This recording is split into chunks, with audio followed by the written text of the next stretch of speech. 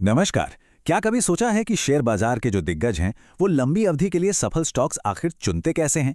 तो चलिए आज हम मिलकर बनाते हैं फंडामेंटल एनालिसिस का वही प्रैक्टिकल टूलकिट जो इसमें उनकी मदद करता है।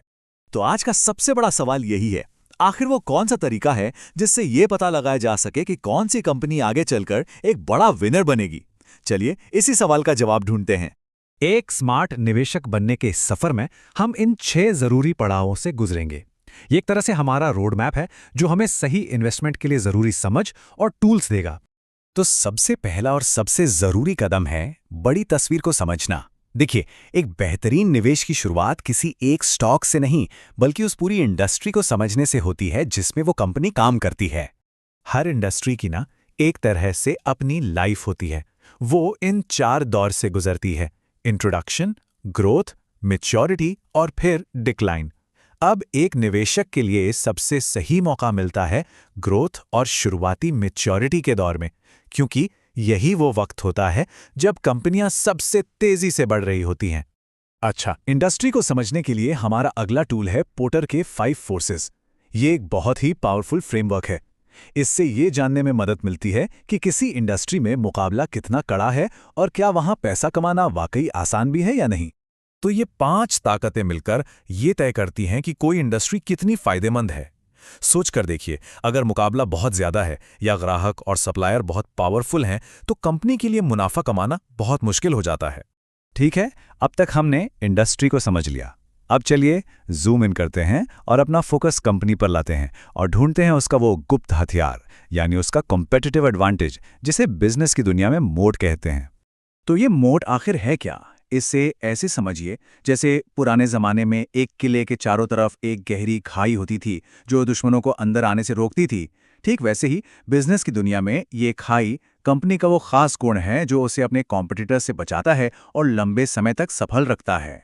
और ये मोड कई तरह के हो सकते हैं, जैसे एप्पल का जबरदस्त ब्रांड, या वॉलमार्ट की कम लागत पर सामान बेचने की ताकत, या फिर फेसबुक का नेटवर्क इफेक्ट। ये सभी अपनी अपनी कंपनियों को बाकियों के मुकाबले एक मजबूत बढ़त देते हैं।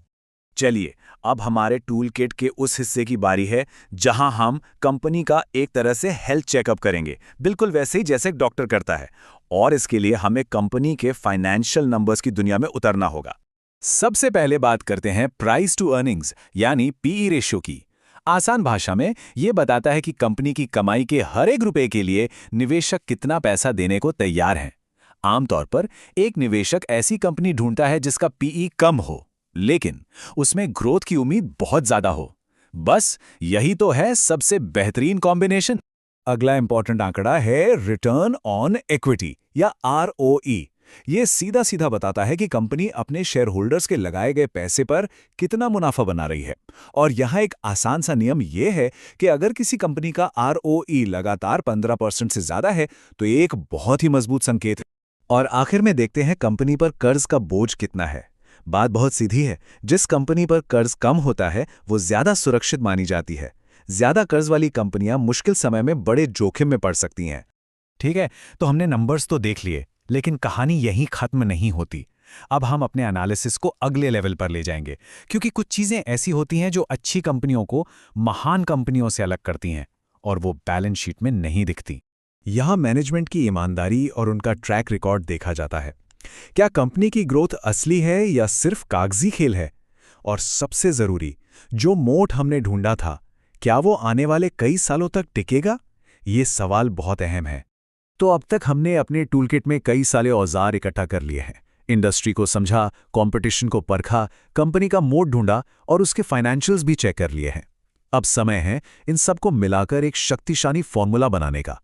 लेकिन उस फाइनल फॉर्मूले पर आने से पहले उन आम गलतियों को देखना जरूरी है जिनमें अक्सर निवेशक फंस जाते हैं, जैसे सिर्फ एक अच्छा नंबर देखकर निवेश कर देना या भावनाओं में बहकर कोई फैसला ले लेना। ये सब नुकसान का कारण बन सकते हैं।